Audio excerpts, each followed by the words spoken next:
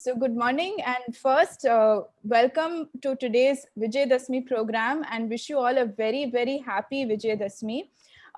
This day signifies a lot of things, but predominantly victory of good over evil, and also stands for the start of new beginnings. So we're very, very happy to have you all, colleagues from Hand in Hand India, Bellstar, Academy team, all other group entities, and of course our very dear Anu Hasan as our, can I say, chief guest for today's very small program. So thank you, Anu. It's a really special day for all of us. The format of the program is very simple and short and sweet. I'll just introduce Anu, though she doesn't need much of an introduction, and then I will hand it over to her because we're all waiting to listen to you. At the end of whenever she's done, about 20 minutes, I don't want to call it questions. It sounds very formal. I'll open it up to an interaction. So like maybe just 3 or 4 statements from any colleagues if they want to either speak or put it in the chat box, and Anu, you could respond to that, and then we'll just have a conclusion. So it will be about 30 to 35 minutes overall. So let me go ahead and introduce our chief guest.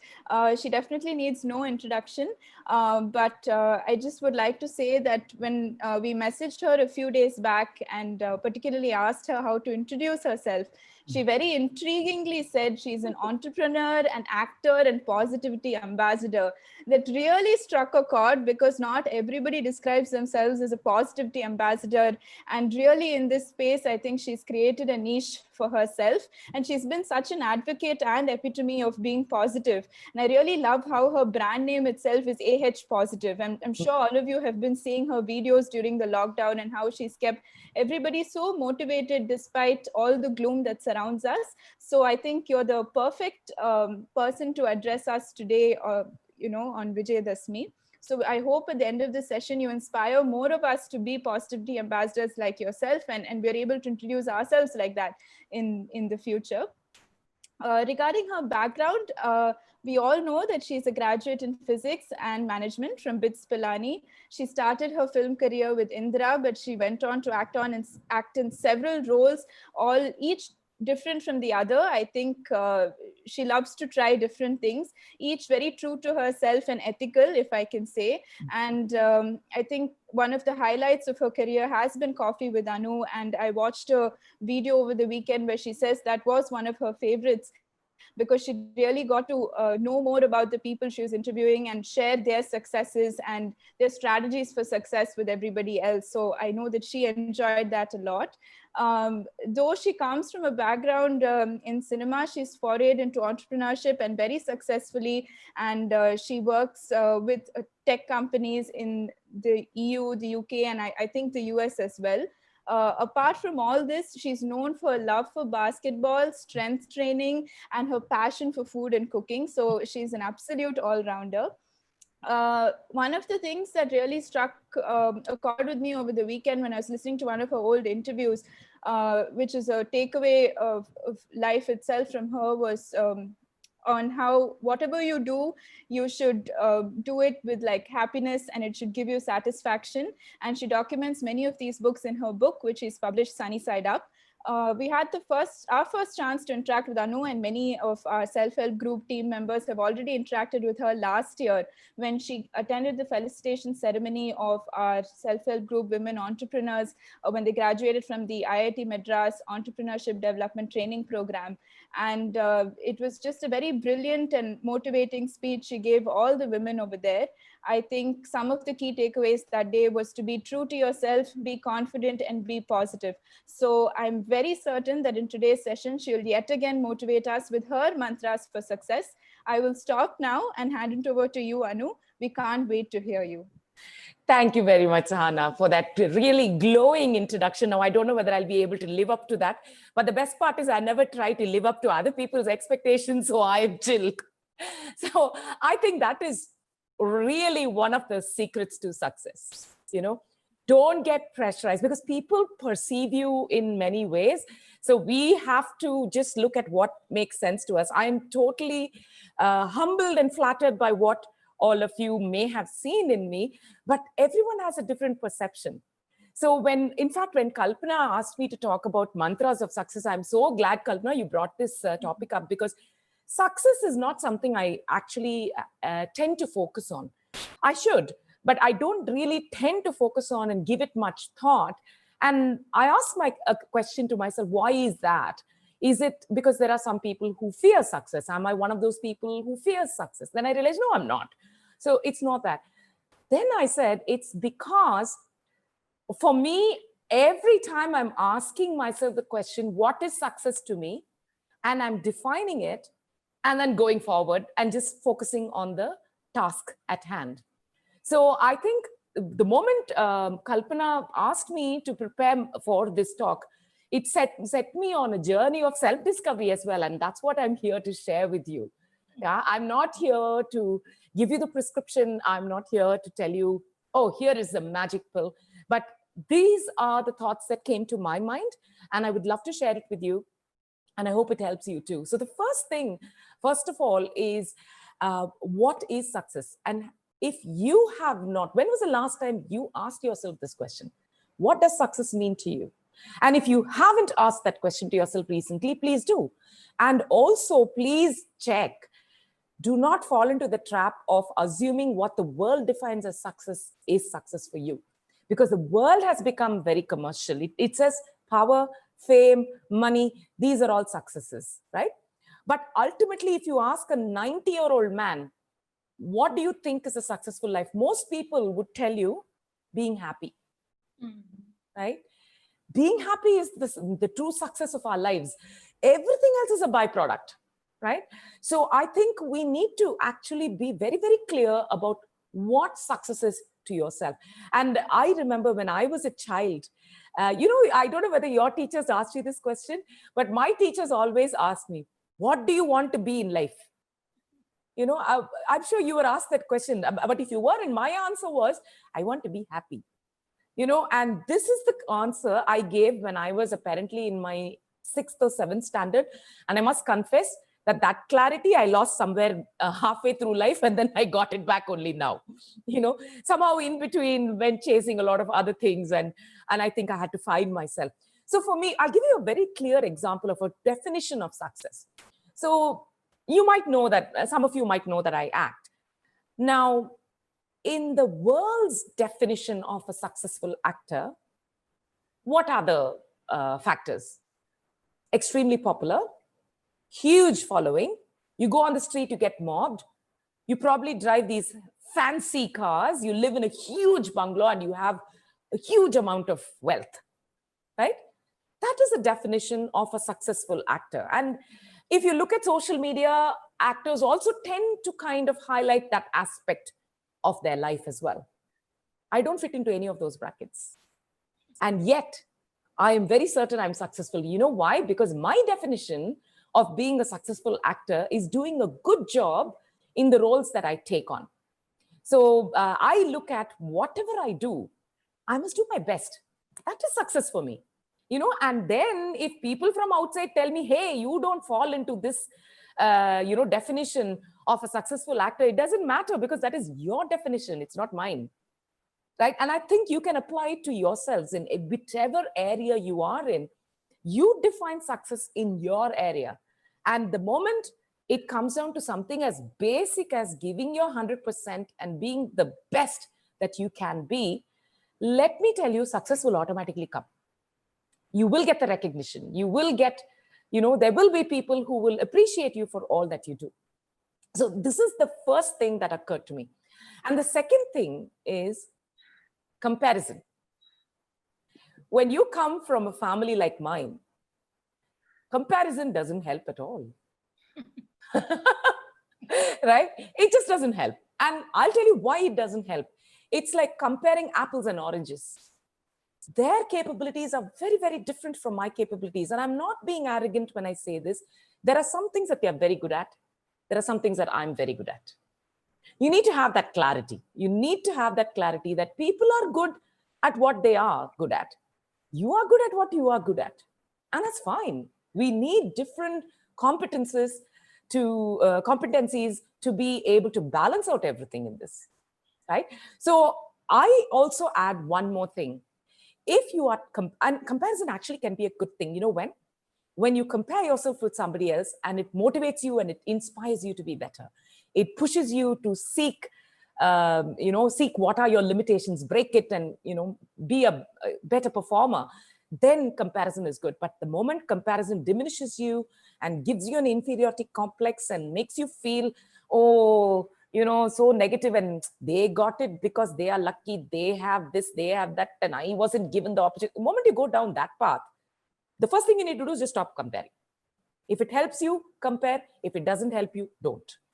So that is my second mantra. This third mantra, and I'm sure many of you would have heard this, but it is such an important mantra. You want to succeed at something, start. Just start. Because I've, since 96 or 7, I think, I wanted to write a book. Right? And I said, oh, I want to write a book. I would love to be an author. I want to write a book. So this was just being said. And I knew my dad wanted me to do it. I knew my mom wanted me to do it. They would have been happy. I would have been happy if I did. But it wasn't until much later that I actually did it.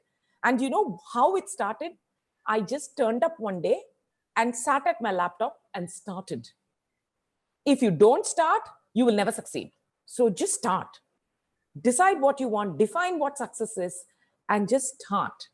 Right? And when I say start, it brings me to my next mantra, which is focus on your basics.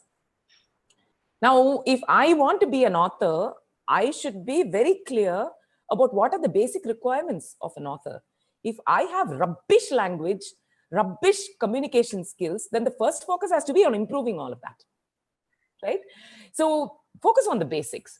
If I want to be, I'll give you another example. So I turned 50 this year.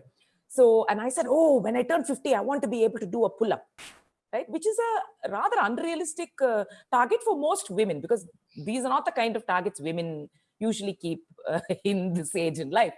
Well, who said I'm kind of sensible? So when we started that, I went to the basics. And the basic is that as a woman, you have not used your latissimus dorsi, your lat muscles. You've not used your shoulders. First, build the strength. Once you build the strength, we will start looking at your core strength. Then we will look at pull-up. So if success is pull-up, your basic is building the strength here, right? For a very simple example. And because COVID happened, obviously I couldn't go out and do all of that. So I have just moved it. And I've said, let's be realistic, which is my next mantra. Be realistic about what you keep are your targets. If you say this is success and I'm defining this as my success, let's be realistic about it. If I'm going to say I want a body like Arnold Schwarzenegger in 3 months, that's not going to be realistic. Secondly, if I say I want to be the biggest, better artist than MF Hussain because I know how to draw a line, that's not going to be realistic. Right? Be realistic, because the mistake that we do is when, and these are all obviously unrealistic targets that we keep. But let me tell you something, sometimes we keep very insidiously unrealistic targets. And when we do that, we end up chasing after those targets, which we will never achieve, losing our focus on those that we could have achieved in the process. So be very careful about that was one of the mantras. That is, the fourth mantra was to be realistic about what your goals are and make sure that you are not setting yourself up for something that is going to be a disappointment. And then that neatly segues into my next mantra for success. What is the cost of success? What is the cost of achieving what it is you want to achieve? And by paying that price, are you negating that success? Are you making yourself unhappy? You can look around you. Many people, they have gone chasing many things because they define. It could be a wrong definition. It could have been an unrealistic one. It could have been something without a focus on the basics, which are all the previous mantras. But even after you have assessed everything and you've come to this stage where you've decided this is my target, this is what I want to achieve, please assess whether this is the price you want to pay. Because for everything in life, there is a moolah. And if you want to pay that moolah, it's fine. If you don't want to, then you will be unhappy. Even if you succeed at it, you will be unhappy. Right? So the price of success is, and if you haven't identified what success is, your price will always be too high. It'll always be too high for you. You will never find it a fair trade-off, if you call it that, And then the other thing is very important. I've told you, define success, focus on the basics, be realistic, assess the cost of success, and comparison. So these are the 6 mantras, right? And the 7th mantra is, I feel, the most important mantra, more from a personal as well as a business point of view, which is, you have to know that success is transient. It is transient. You have to move from one success to another, right? And if you are looking at another example, a classic example is, you have a successful business model, you know it's working, you're exploiting it. The tendency that for most businesses is that you tend to overexploit it and you forget the exploration part of it. So what happens, you are exploiting this successful model. In the meantime, the world is changing, but you are focusing on it, and your focus is becoming narrow and narrow because the world is becoming broader and broader. Your interaction with customers is becoming lesser. At one point, you will find that you are outdated. You have overexploited this successful model. You haven't thought of renewing and growing your future opportunities.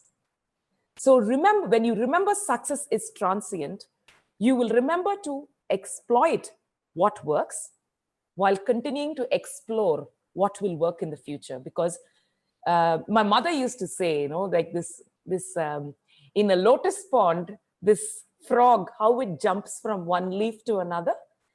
The moment this leaf starts to sink, the frog will just take off to the next one, and you have to be like that frog. You have to stay on top of things, identify which is your next successful launch pad, if not your landing pad, right?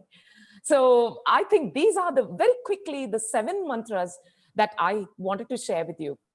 But I also wanted to add one last thing, which was, it is a changing rule book, right? Don't lock yourself into a framework saying, this is my definition of success. These are the basics I need to have. This is how I will proceed. I will start, etc. Don't box yourself in. Remain adaptive and remain flexible, because when things change, you will find that your definition of success also changes. You will find that what gives you happiness is different now than what gave you happiness earlier. And I'll finish off with my all-time favorite quote, and I think it makes a lot of difference, especially for someone like me. Life is like boxing. I'm sure you've heard this. You don't fail when you fall down. You fail when you fail to get up. So remember to fail and remember to get up, and you will definitely see success. These are what helps me. And thank you, Kalpana, for helping me introspect. I wanted to share this with you. So I hope it helps you. I'm sure you'll come up with different mantras that will work for you in your scenario. But if these 7 mantras would help trigger what works for you, then I'll be very happy. Thank you very much. Thank you so much, Anu. I think each of what you said resonates with all of us at some level, right? And as you rightly said in the beginning, we have to ask ourselves the question first, what success means to us. And I'm sure that we will all reflect on this today. So thank you so much. And we're very happy you went on your own journey to give us this very, very nice box of 7 nice chocolates actually to pick up and like kind of consume and internalize. I'm just seeing a couple of questions in the chat box, which maybe I can ask you. And if anybody wants to raise their hand, that's fine too. So one is, I think Devendra's question you've answered, because it says, what is the most important factor for success in any sector? But this is more, would you like to take that? It's fairly straightforward, isn't it? Yeah, it is. In any success in any sector is, again, my mantra number 2, which is you have to, not mantra number 2, you can organize it in any which way you want. Looking at the basics, very important. Being realistic, giving in your 100%. Right? I think in any sector it works, because I've seen it works for me as an author. It works for me as a content creator. It works for me as an actor, as an entrepreneur, as a consultant. It works everywhere, right? And the most important thing is, please accept that you don't know. Yeah. It is so important, because the moment we say, I know everything, that's it. Yeah. You lost. Accept that I don't know, and believe me, you will get enriched at every stage. Definitely. Thank you. I have another private question that says, in one's journey towards success, how does one handle peer pressure and parental pressure for kids? From Mr. Chandra. Yeah. No, one's journey of my success and for kids. I don't understand the question. Are they asking about? Sorry, it says, in one's journey towards success, how does one handle peer pressure? And I assume the next part of the question is parental pressure. Like, how do kids handle parental pressure? I think there are two questions there. Yes, yes. Yeah. So peer pressure, I think it's that comparison thing again, right? So the peer pressure comes in when the comparison comes in and say, Avanapar, he's doing so well, look at you. And these things happen all the time. And I know that it is natural for us to say things like that. And it also comes from a space, especially if it's coming from our parents who really mean well. I think we need to look at the intent and not the content. You look at their intent first. Their intent is that you be happy, you do well. Okay. And if it comes, look at the source where the pressure is coming from. If the source is someone who's very well-meaning, look at whether they are asking you to relook at your potential and unlock your potential. If the source is coming from someone who's a jealous peer, just ignore it. Okay. Please identify. There are jealous peers around us. Just identify them, ignore. Okay. And just carry on. If it is coming from someone who just wants to be heard because, they want to justify their existence in your life, listen to them. See if there is any merit in what they are saying and take it. It reminds me of a beautiful quote that my friend's mom told me. If the pressure is in the form of criticism, you take it to your head. Okay. Sometimes the pressure is in the form of praise. You get under pressure because people are praising you and you say, oh my God, I have to live up to this, Take it to your heart. So when someone praises you, take it to your heart, feel happy about it and leave it there. When someone criticizes you, take it to your head, analyze whether there is merit in this, see if there's a course correction that needs to be made and do it there. Don't do it the other way around, it will mess you up. Yeah. So this is how I deal with peer pressure. As for pressure for kids, and I'm not qualified to answer that because I'm not a mom.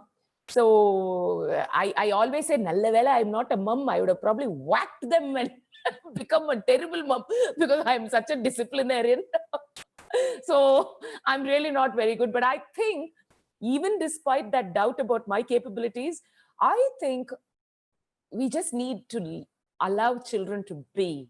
It's a hard thing to do, but I was allowed to be. And I think that was a huge advantage for me because I could understand what my potential was, what my limitations were. I fell down, I made a fool of myself, but I found out that, yeah, okay, so this is something I can't do. So I think allowing them to be and not mollycoddling them would be great. I think that's how I would answer that question. Thank you, Anu. Just a couple of more, because some are similar. How do you stay positive in any situation? How do you regenerate yourself? I think both were similar. Yeah. So if you could address that. How do I stay positive in every situation? I don't. Straightforward answer. Because in order to remain positive, you have to acknowledge the negative emotions, the negative impact and the negative outcomes. You have to acknowledge it. All this, I think it's a toxic positivity where people are saying, oh, affirmation, world will be all right. I am going to be okay. Hang on a minute. Being positive is different. You have to be realistically positive. If something is bothering you, all your, emotions which don't make you feel good, they have a message. They're telling you something. You're feeling upset because something has happened. Look at it, acknowledge it. Then the way I look at it is, once I acknowledge what the problem is, then I look at, okay, what do I need to sort it out? Then I acknowledge I'm not feeling good. If I have to have a good cry, I have a good cry. If I want to have a rant, I have a rant. I do all of that. And then I come back. So I think what you think of as me being always positive is actually me bouncing back quickly. You don't see the down, but the down is there. And I bounce back. That's it. And how do I regenerate myself? By constantly assessing my the barometer of happiness for me. I call it that, because I look and say, I feel a funny feeling. Am I not happy? What's wrong? What's wrong? And invariably it is because I'm a hyperactive creature, and I'm also overly duty bound. So I have to stop myself from putting duties before me. Most of the times I fail, and I continue doing this for a long time, and then I feel I've neglected myself. And I went through that phase only last week. I felt that I had done so much work all single-handedly, and then suddenly I'm feeling all sad and oh my God, nobody's there to care for me. All that happened. So then I said, okay, no, take it easy, take some time out. No need to force yourself, mind over body and all we can do later. Take it easy, do what you want, recharge, and then get back. So this is how I regenerate myself. Great. Thank you, Anu. Last one, do you feel being true to yourself is a success mantra? It is, if you know what is being true to yourself. If you don't even know what is being true to yourself, and you're just parroting some statement that other people said, because have you noticed, a lot of us say a lot of things without actually looking at the true meaning of it. You know, be true, then be authentic, be real. We're saying all of those things. Have you paused for a moment to ask, what is it? And am I being authentic in what I'm saying now? Am I being real in what I'm sharing with you now? You know, so if we are not going to understand it in its very core sense, it is not a mantra for success. It is just setting yourself up for unhappiness and, you know, a very shallow kind of an existence. But once you know what it is that you are and what makes you happy and what is important to you, you will also realize that the people who care don't matter and the people who matter don't care. Okay, it's a very liberating place to be. The people who really care about you, you know, they won't even worry about how you approach life, etc. Right? It's only all this general public who have nothing to do and chumma poking fault. So when you are true to yourself, you'll also discover this aspect. And when you discover this aspect of life, it'll be beautifully liberating. But it's not a constant. It'll keep sliding back because you would have lost that clarity at some point. You'd have gone off into what the world told you should do. So you have to, again, recalibrate and come back. I think this is a lifelong journey. Yeah, definitely. I think there are a lot of appreciations for you, Anu, in the chat box. So you should definitely I'll read it through them. And let me just see. Oh my God, so many. Happy Vijay. Yes, happy Vijay. That's me to all of you. Thoughts, some tips about how to be positive. How do you deal with success? Oh, thank you very much. I feel the smile and energy makes a lot of difference. Thank you, Lalita. Carry with pressure. How to balance? Oh yeah, how to balance creative tension? That's a nice question. Okay, so I look at it as you have to know the difference between stress and pressure. Yeah, pressure is good. It makes you perform. Stress is something that holds you back and limits you. So you need to identify that. And once you identify what it is, then you can manage, and if you are getting stressed, then distance works. That is what I would say. Which resource will help create success? I assume that you're asking me you about having mentors and champions and stuff like that in the organization. I think if you look at resources, you need to surround yourself with smart people. I love another quote. Okay, I just love quotes, so I keep remembering to share with you. If you are the smartest person in the room, you're in the wrong room. Okay, make sure you're not. Make sure you're around other smart people, and that is your path to success, because you will learn so much from other people. You know, so that would be life affirming. Oh, thank you, Madhu. Thank you very much. Do you feel and agree? Yeah, I think, oh, there's a new message. Yeah. Oh, thank you. Thank you. Thank you very much. If there are any other, points. Yes, Madhu. Madhu is wanting to say something. Is she okay? 1 minute. I'll just unmute you, Madhu. 1 minute. Just give me a minute. Yeah. Can you speak? I don't know if you're. Yeah, it's unmuted Hi, now. yeah. Hi, Hi. Anu. Just to say on this auspicious day, thank you so much for such wonderful life-affirming thoughts. I have a question. Among all the 7 mantras that you said, what is the one thing that pulls you up when things don't go your way? Number 7. Success is transient. Okay. Yeah. Yeah. And any connection between spirituality and success, Anu? So I am still on that path because I haven't found what my faith is. I haven't found what I am, what works for me. So I'm still on that path of discovery. So I wouldn't know whether there's a connection between spirituality and success, but I think definitely a connection between self-awareness and success. Certainly there is.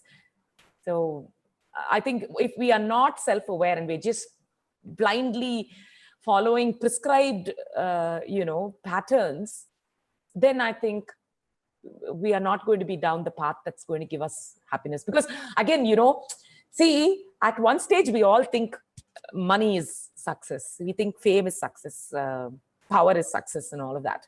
But I think technically, life is like the Maslow's hierarchy of needs, right? If you have your basic needs, we should, I think when we start off, we look at our basic needs, your security needs, food and all of that, and come to the self-actualization need. And I would like to think that for me now, I'm able to talk like this because I've been through those earlier stages and all those needs have been met. And now I'm in that last stage of self-actualization discovery. So I think we have to climb those steps. So it's easy for someone like me or all of us who are in a particular stage of financial security to say, oh, success is happiness. It's only because our security has been taken care of that we can say success is happiness. So we have, I think it also comes again, segues back into the 7th one, which is success is transient. Because at one point, success will be money. We'll get the money. Success will be food. We'll get the food and security, and then we'll get the money. We get the money, and then we'll get the job. We get the growth. And then, so I think it's that. I hope I'm not too vague, but I just... No, not at all. I think it's nice to also go back to the basics. Thank you, Anu. Thank you. I think that's about it. Shall we conclude? I pass it on to Dr. Kalpana for her concluding words. Thank you so much, Anu, for spending time with all of us today. Your talk was really very motivating and inspiring to all of us.